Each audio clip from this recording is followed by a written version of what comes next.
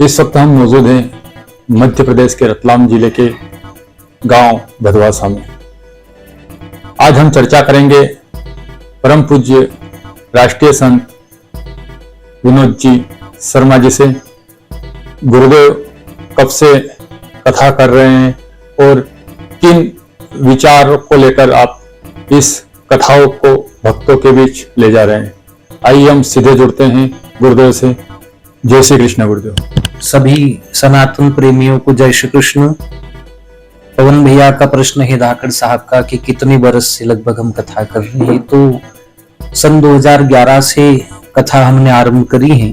उसके पहले हमारा ग्रेजुएशन हुआ संस्कृत से BA से, और बचपन से ही गांव में कथा सत्संग होता था। दादाजी भी हमारे सत्संगी थे, तो उन्हीं की सानिध्य में रहकर इन कथाओं को हम लोगों ने अध्ययन किया, पढ़ा, सुना, समझा जितना भी समझ पाए। हरि अनंत, हरि कथा अनंता। इस ब्रह्मांड को, इस प्रकृति को समझना मनुष्य के लिए बड़ा कठिन है। ये तो प्रभु कृपा जब होती है तो जीव समझ पाता है। भगवान की कृपा के बिना तो बहुत ही कठिन है, क्योंकि ईश्वर जो है वो समुद्र है, तो मनुष्य जो है वो एक बालू रेत का कण है। एक बालू रेत का कण समुद्र की था कैसे पा सकता है। अब हमारा जो कथा करने का उद्देश्य वो यही है कि जीव मोक्ष की ओर बढ़े। धर्म, अर्थ, काम और मोक्ष जो पुरुषार्थ मानव जीवन को मिले हैं, पशुओं के लिए पुरुष नहीं बने हैं। पशुओं का तो जन्म होगा तो निश्चित बात है उनकी मृत्यु होगी, और मनुष्य का जन्म होता है लेकिन मृत्यु नहीं। मनुष्य अगर धर्म, अर्थ, काम और मोक्ष सिद्धांत को जीवन में अपनाए तो उसके मनुष्य के लिए मृत्यु नहीं मोक्ष लिखा गया हमारे यहाँ। पशु का जन्म होगा तो पशु की मृत्यु होगी, क्योंकि पशु के जीवन में धर्म नहीं है। लेकिन मनुष्य का जीवन धर्म पर आधारित होता है। तो धर्म को जो नहीं मानता वो मनुष्य भी जीते जी ही पशु माना जाता है। धर्म क्यों जरूरी है? तो इसका छोटा सा कारण है कि बहन और पत्नी और माता के साथ रिश्ता कैसा होना चाहिए, इसका जो उल्लेख है, जो निर्णय है, वो धर्म समझाता है। अगर जो मनुष्य धर्म को नहीं मानता है तो जो संबंध फिर पत्नी के साथ, वो बहन के साथ, वो माँ के साथ, वो किसी भी स्त्री के साथ उसका हो सकता है। लेकिन धर्म एक मर्यादा है, धर्म एक सीमा रेखा है, धर्म एक लक्ष्मण रेखा है जो मनुष्य को सही और गलत का ज्ञान करवाता है, मनुष्य को सभ्य बनाता है, मनुष्य को आदर्श, मनुष्य में मानवता की और शांति की, सद्भावना की जो प्रेरणा देता है वो धर्म देता है। तो धर्म तो बहुत ही अनिवार्य है, और निश्चित धर्म से अर्थ मिलता है। जो मनुष्य धार्मिक होगा तो उसके कार्य भी अच्छे होंगे, उसके कार्य व्यवस्थित होंगे, वो अनुशासित जीवन जिएगा तो उसकी आर्थिक स्थिति निश्चित बात है अच्छी बनेगी। धर्म से अर्थ मिलता है, और जब अर्थ आएगा तो फिर उसकी जो कामनाएं हैं, इच्छाएं, वो इच्छाएं भी पूरी हो जाएगी। और जब इच्छाएं पूरी हो जाएगी तो चौथा मोक्ष मिल जाता है। धार्मिक मनुष्य की कामनाएं भी जो होती है वो धर्म के अनुसार ही होती हैं, और उन कामनाओं को पूरी करने के बाद फिर उसकी एक ही इच्छा होती मोक्ष, तो मोक्ष भी मिल जाता है। तो जो हमारा कथा करने का उद्देश्य बस यही है कि जीवात्मा अपने उद्देश्य को समझे, और हम मनुष्य हैं, धर्म के अनुसार जीवन जिए, और धर्म से ही अर्थ की प्राप्ति करें, और अर्थ के बाद कामनाएं भोग कर हम लोग इसी जीवन में मोक्ष पा जाए। क्योंकि मनुष्य का जन्म तो होता है पर मनुष्य की मृत्यु नहीं, मनुष्य का मोक्ष हो जाता है। रही बात सुख और दुख की, तो सुख और दुख जो है ये मन की एक कल्पना है। अज्ञान के कारण ही मनुष्य दुखी होता है, और वही अगर ज्ञान हो जाए तो वो सुखी हो जाता है। जैसे बालपने में एक छोटा सा खिलौना हमारा टूट जाए तो उस खिलौनों के टूटने पर हम लोग रोने लग जाते, कई बार भोजन नहीं करते। लेकिन वही खिलौना अगर इस उम्र में हमारे सामने टूटे, वो बचपन का खिलौना, तब हम रोते नहीं है, कारण कि हमें ज्ञान हो चुका है कोई खिलौना है। उसी प्रकार जब हम धर्म ग्रंथों को सुनते हैं तो हमें अपने आप का परिचय मिलता है, हम कौन है। हम मात्र शरीर नहीं, हम एक आत्मा है, और शरीर से पहले भी हम थे, और शरीर पूरा हो जाने के बाद भी हम लोग रहेंगे। बीच में जो प्रकृति, ये जो संसार में दिख रहा है, ये ईश्वर का है, हमारा नहीं है। तो जब ये सिद्धांत हमें मालूम हो जाता है कि आत्मा भी ईश्वर की है और ये संसार, ये प्रकृति सब ईश्वर की है, तो इसमें होने वाली छोटी बड़ी घटनाएं से हम दुखी इसलिए नहीं होंगे कि हमारा नहीं है। दुख तभी होता है जब उससे हमारा कोई संबंध हो। उदाहरण के रूप में रोज मृत्यु का समाचार मिलता है, आज फलानी जगह दुर्घटना हुई, आज वहां एक्सीडेंट हुआ, आज वो मर गया, तो हम लोगों को दुख इसलिए नहीं होता है क्योंकि उनसे हमारा कोई संबंध नहीं था, हम उन्हें अपना नहीं मानते थे। अगर हम उन्हें अपना मान ले तो हम लोग दुखी हो जाए। तो इसी प्रकार ज्ञान हो जाने के बाद जीव शरीर को भी अपना नहीं मानता है। जब वो शरीर को अपना नहीं मानेगा तो संसार को अपना नहीं मानेगा, और संसार को अपना नहीं मानेगा तो यहाँ की घटनाएं उसे दुखी नहीं कर पाएगी। और आज ये जो लोग सुख पाने के लिए किसी का आशीर्वाद लेने के लिए, तो कोई धागा बंधवाने के लिए, तो कोई तीर्थों में जा रहे हैं। भैया तीर्थ अवश्य जाइए, लेकिन जब तक ज्ञान नहीं होगा तब तक सुख नहीं मिलेगा। और ज्ञान होगा बिनु सत्संग विवेक न होई। तुलसी बाबा कहते सत्संग से तुम्हें ज्ञान मिलेगा, सत्य का संग, अच्छे शास्त्रों का श्रवण करने से तुम्हें ज्ञान होगा, और ज्ञान हो जाने के बाद निश्चित आप लोग सुखी हो जाओगे। रही बात तीर्थ दर्शन, आप लोग अवश्य करें, लेकिन जब तक मन शुद्ध नहीं होगा, और ज्ञान, दो कारण है, मन और ज्ञान। मन शुद्ध, मंथरा अयोध्या में रहती थी और उसका मन शुद्ध नहीं था, तो अयोध्या में रहने वाली मंथरा भी दुखी हुई, और उल्टा कैकेयी जी का संग कर कैकेयी जी के जीवन को भी उसने भगवान राम का विरोधी बना दिया। और वहीं विभीषण जी को ले लो, उनका मन बड़ा अच्छा था, हनुमान जी मिल रहे हैं, विभीषण जी सुखी हैं। हिरण्याकश्यप के घर में रहने वाले प्रहलाद जी, उनका मन अच्छा था, वो सुखी थे। एक निषाद राजा की बेटी शबरी निषाद वर्ण में जन्म लेकर मन अच्छा था, वो सुखी हो गई। और रावण को देख लो, लंका में रावण भी रहता था, पर 4 वेदों का ज्ञाता, तिलक लगाता था, रुद्राक्ष पहनता था, शिव पूजा करता था, लेकिन रावण ने सत्संग नहीं किया, रावण का मन शुद्ध नहीं था, इसलिए रावण दुखी रहा। तो हम तो प्रत्येक सनातनी से यही बोलेंगे कि ना आपको किसी का आशीर्वाद सुखी कर पाएगा, ना किसी का प्रसाद सुखी कर पाएगा, जब तक मनुष्य खुद को बदलने का प्रयास नहीं करेगा। दुर्योधन को बदलने के लिए भगवान शांति दूत बनकर गए, लेकिन दुर्योधन सुधरना ही नहीं चाहता था। तो जब तक मनुष्य खुद को नहीं सुधारे, उसे भगवान भी नहीं सुधार सकता। इसलिए पहली भक्ति ही श्रवण भक्ति, अच्छे शास्त्रों का आप लोगों को श्रवण करना चाहिए। और फिर एक बात कहूंगा कि मनुष्य जीवन में, मनुष्य का जन्म जरूर हुआ, पर हमें मरना नहीं, हमें मोक्ष पाना है। मरते तो कुत्ते हैं, बिल्ली है, गधे हैं, इनको मरना, इनमें ज्ञान नहीं, लेकिन आप तो ईश्वर ने मनुष्य बनाया है, तो जन्म जरूर लिया था, पर धर्म, अर्थ, काम और चौथा हमें मोक्ष पाना है। इसी के साथ सबको सीताराम। जिस तरह से गुरुदेव ने मोक्ष को लेकर दर्शकों को बताया, गुरुदेव हम आगे बात करेंगे। कितने वर्ष की आयु से आप इस भक्ति के मार्ग में जुड़े हैं, और अब तक आपने कितनी कथाओं का वाचन किया है, और कथा करने के पीछे आप किन किन संस्थाओं में आप जुड़े हैं? हमें जानकारी मिली है कि आप कहीं गौशाला भी आपने संचालित कर रखी है। कितनी गौशालाएं आपके द्वारा संचालित की जा रही है, और कितने वर्ष की आयु में आप इस भक्ति मार्ग में प्रवेश कर चुके थे? भक्ति मार्ग तो अब हम क्या कहें, आयु तो ये शरीर की आयु उस समय लगभग 5-6 बरस की रही होगी। जब घर में तो दादा, हमारे पूज्य दादाजी थे, वो सत्संगी थे, यहाँ संत ब्राह्मण आते थे गाँव में, तो उनकी सेवा करती थी। छोटी उस समय छोटी बड़ी बातें वो सत्संग की हमारे सामने सुनाते थे। उसी समय से मन जो है वो भगवत कथा में अनुरक्त हो गया था। उसके बाद लगभग ग्रेजुएशन करने के बाद 21 बरस में हमने शायद पहली कथा की होगी, 2011 की ये बात है। और अभी तक जो भगवान की कृपा ऐसी रही, श्रोताओं का प्रेम, प्यार, स्नेह ऐसा रहा कि लगभग 500 कथाओं के आसपास इस शरीर ने भगवान की कथा गाई है, और आज भी सीख ही रहा हूँ कथाओं को। और रही बात गौशाला में संचालित नहीं करता हूँ, संचालन करने वाला तो ईश्वर है, पालनहार तो भगवान है, मैं तो एक निमित्त मात्र हूँ। तो इस अर्थुनी गौशाला, वहाँ प्रतिवर्ष कथा होती है, और जो भी श्रद्धालु लोग गायों के प्रति सेवा भाव जो समर्पित करते हैं, वो सब वहीं अर्पण कर दिया जाता है।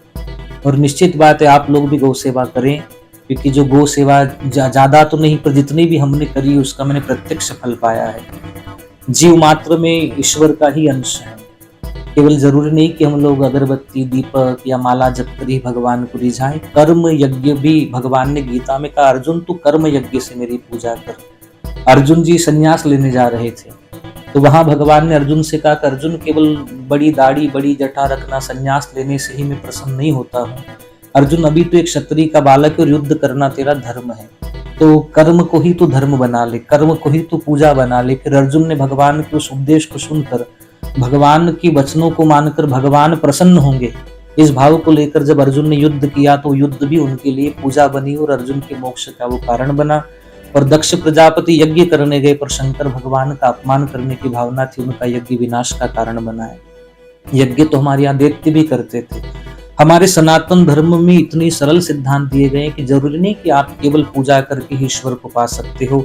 अभी तो तुलसी बाबा ने तो ये सिद्धांत बताया, श्रिया राम सब जग जाने करो प्रणाम, जोड़ी जुग पानी। आप जिससे भी मिलो, जिसको भी देखो, उसके भीतर ही मानो कि इसके भीतर जो अंश है वो नारायण का अंश है।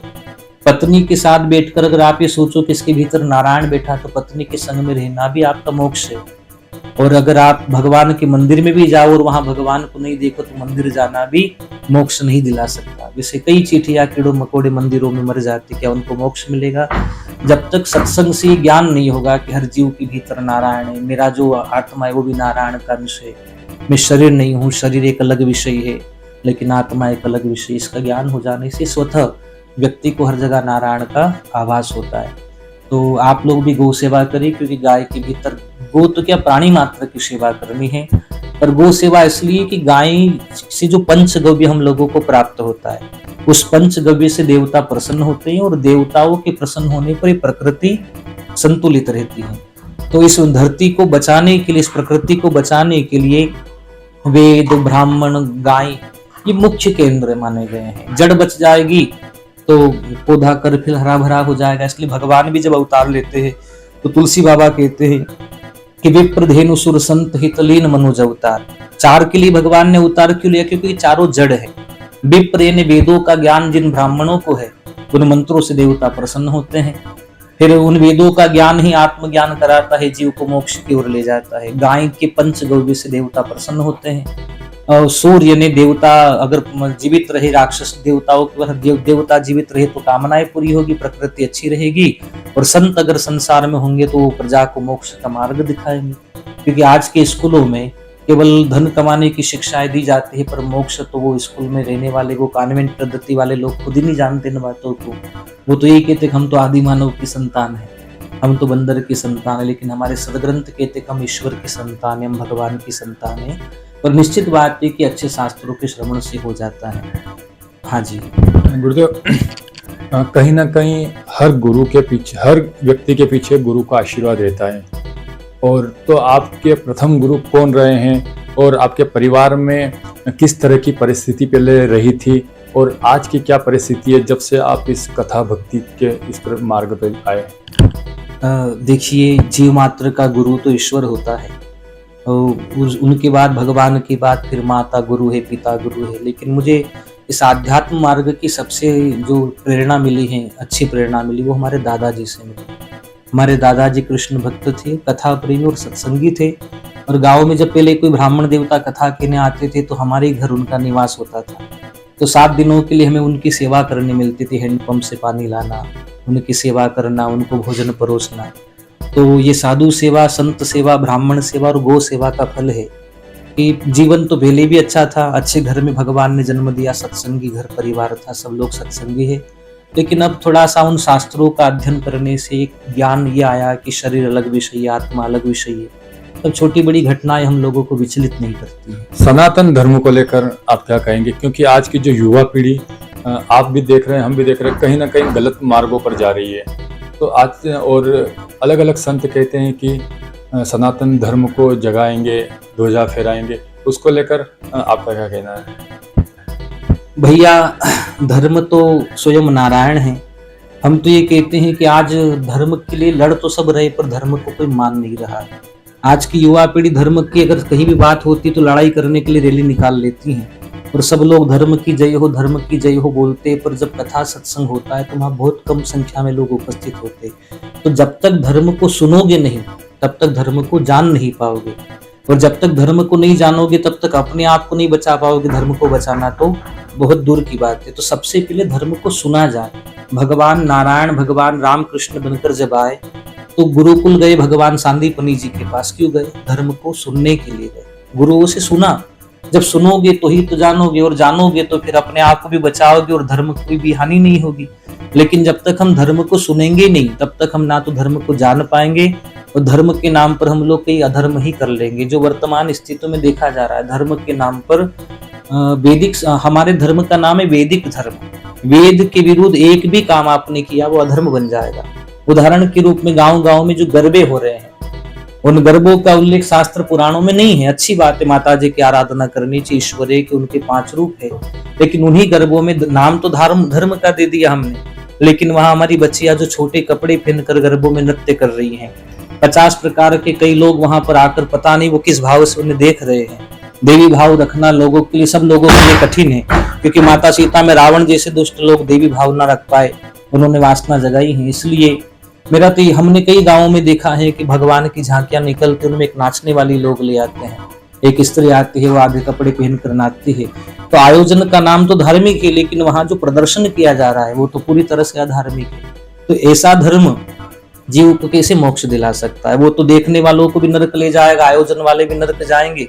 हाँ, गरबे कराओ, माता जी की भक्ति कराओ, माँ की आरती कराओ, माँ की कथा कराओ। नवरात्रि 9 दिन तक ही क्यों होती है? हमारी बहन बेटियों को, मेरा तो ये मानना है, आगे सबकी स्वतंत्र है अपने अपने, मेरा ये मानना है कि हमारी बहनों को हम नवरात्रि में केवल नचाए नहीं, उनको दुर्गा, भवानी, अम्बा का चरित्र समझा। कि कई बार भगवान शंकर और भगवान विष्णु जिन दैत्यों को नहीं मार पाए, उन्हीं दैत्यों को मारने के लिए भगवान ही भगवती अम्बा बनकर, तो दुर्गा बनकर, तो कई बार भगवान चंडी बनकर, काली बनकर उन दुष्टों का संहार किया। नारी अबला नहीं है, जो काम नारायण नहीं कर पाए वो नारायण ने किया है। तो ये जो नवरात्र उत्सव आता है, ये हमारी माताओं के लिए आता है कि इनको हम वासना की नहीं, उपासना की दृष्टि से देखें। लेकिन केवल हम लोग नृत्य कराएंगे तो इनमें वो कायरता आ जाएगी, वो वीरता नहीं आ पाएगी। देश प्रदेश की ताज़ा अपडेट्स के लिए हमें यानी द MP वायर को लाइक, शेयर एंड सब्सक्राइब करना ना भूलें।